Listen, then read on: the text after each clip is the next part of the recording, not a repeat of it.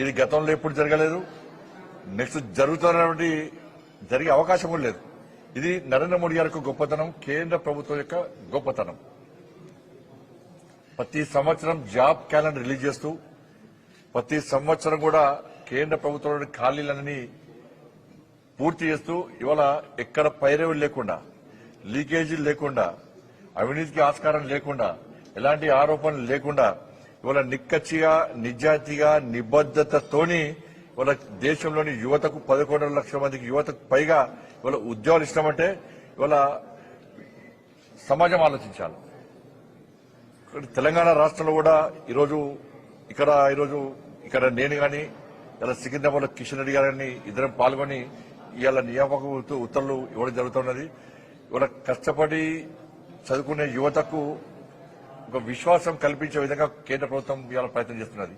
ఇవాళ ఇక్కడ జరిగిన వేదిక ఏదో ఈవెంట్ కోసమో ఇప్పుడు ఫోటో సెషన్ కోసమో కాదు.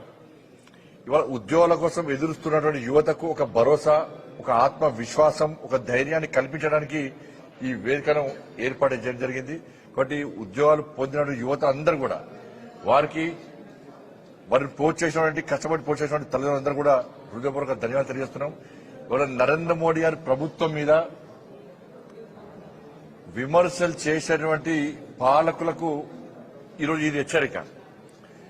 అర్థం పర్థం లేకుండా, అవగాహన లేకుండా, ఆలోచన లేకుండా, వాస్తవాలు తెలుసుకోకుండా కేంద్ర ప్రభుత్వం ఉద్యోగాలు ఎన్నిచ్చింది, ఏడుస్తుందని చెప్పి విమర్శలు చేసేటువంటి ఇప్పుడున్న కాంగ్రెస్ పార్టీ నాయకులకు గాని, గతంలో రాష్ట్రాన్ని పాలించిన బీఆర్ఎస్ పార్టీ నాయకులకు గాని ఇది చెంపపెట్టు.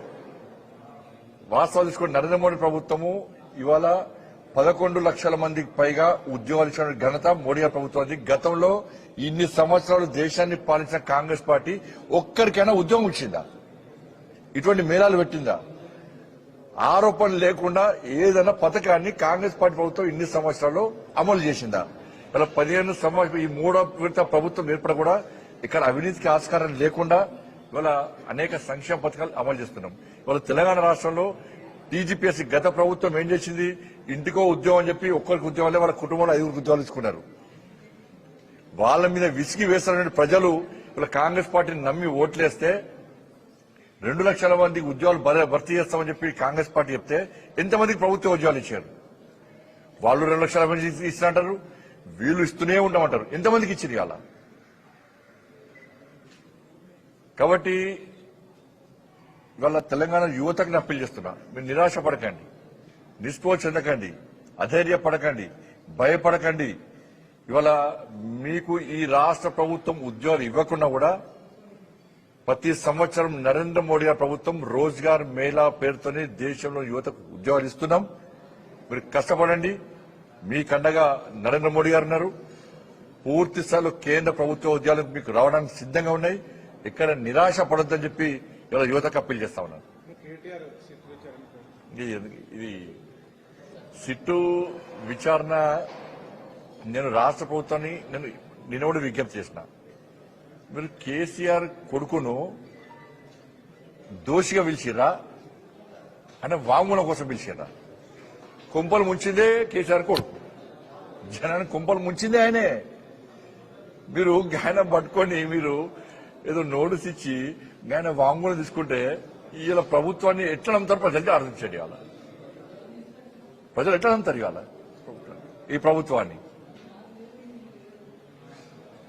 కాబట్టి ఈ రాష్ట్ర ముఖ్యమంత్రికి పౌరుషం లేదు, రోషం లేదు, రేషం లేదు. అరే మా రక్తం మసులుతుంది, మా పార్టీ నాయకులు మాది రక్తం మసులుతున్నది. ఇవాళ తెలంగాణ ప్రజల కొంపలు ముంచిర్రు. ఇవాళ మీరు మీడియాలో ఉన్నారన్న, మీరు ఒకటే మేము అడుగుతున్నాం. ఇవాళ మీరు కేసీఆర్ ప్రభుత్వంలో వాట్సాప్ కాల్ కాకుండా నార్మల్ కాల్ మీరు మాట్లాడారా? మీ భార్యలతో, మీ పిల్లలతోనూ, మీ మేనేజ్మెంట్తో మాట్లాడారా? మీరు ఎవరన్నా మాట్లాడారా? కేసీఆర్ ప్రభుత్వంలో నార్మల్ కాల్ అనేది లేనేలేదు. అన్ని వాట్సాప్ కాలు, సిగ్నల్ కాలు, లేకుంటే ఫేస్ టైం. మామూలుగా భిక్షాటన అయిపోయిన భిక్షాటన చేసే వ్యక్తి కూడా, ఈ ఫోను సోషల్ మీడియా అవగాహన లేని వ్యక్తి కూడా వాళ్ళ భార్య ఫోన్ చేయాలని వాడు కేసీఆర్ ఫోన్ ఇంటున్నట్టే, అందుకే వాట్సాప్ కాల్ మాట్లాడుతున్నా అని చెప్పుకున్నారు. అంటే టెక్నాలజీ పెంచింది పాపం. కాబట్టి రాష్ట్ర ప్రభుత్వము ఈ నోటీస్ ఇచ్చి చేతులు దుక్కునే ప్రయత్నం చేస్తున్నది. అక్కడ నిజాయితీగా ఆఫీసర్ సిట్ అధికారులు అధికారులు మాత్రం నిజాయితీ పనులు వాళ్ళకి స్వేచ్ఛనిస్తలేదు, వాళ్ళు నిర్బంధిస్తున్నారు, వాళ్ళ మీద అజమాయిషీలు ఇస్తున్నది. నిన్న చేసి ఏం చేసారు? ఇలా బయటకు వచ్చి నన్ను ఏం చేయలే, నన్ను ఎవరేం బీకలే, నన్ను ఈ ప్రశ్న అడిగారు, ఆ ప్రశ్న అడిగారు, నేను ఉల్టా ప్రశ్న అని చెప్పి ఆయన చెప్తాడు. లేదా మేము ఇది అడిగిన వాళ్ళు వీళ్ళు చెప్తారు. ఫోన్ ట్యాపింగ్ జరిగిందని సాక్షాత్ రాష్ట్ర ముఖ్యమంత్రి చెప్పాడు. జడ్జిల ఫోన్ ట్యాప్ చేసినారు. ఇది జగబరైన సత్యం. నన్ను వాంగ్మూలం పిలిచినప్పుడు నీ ఫోన్ ట్యాప్ చేశారు, ఫలానా వాళ్ళు చేశారు, ఫలానా చేశారు, ఆధారాన్ని నాకు చూపెట్టారు. నాకు చూపెట్టి 6 నెలలే ఆధారాలు చూపెట్టి 6 నెలలే ఒక్కళ్ళని అరెస్ట్ చేసిరు. ఇలా ఈ కాంగ్రెస్ పార్టీ ప్రభుత్వం కేసీఆర్ కుటుంబంలో ఒక్కళ్ళని అరెస్ట్ చేసిందా? ఒక్క రాజకీయ నాయకుని అరెస్ట్ చేసిరా? ఒక అధికారిని అరెస్ట్ చేసిరా?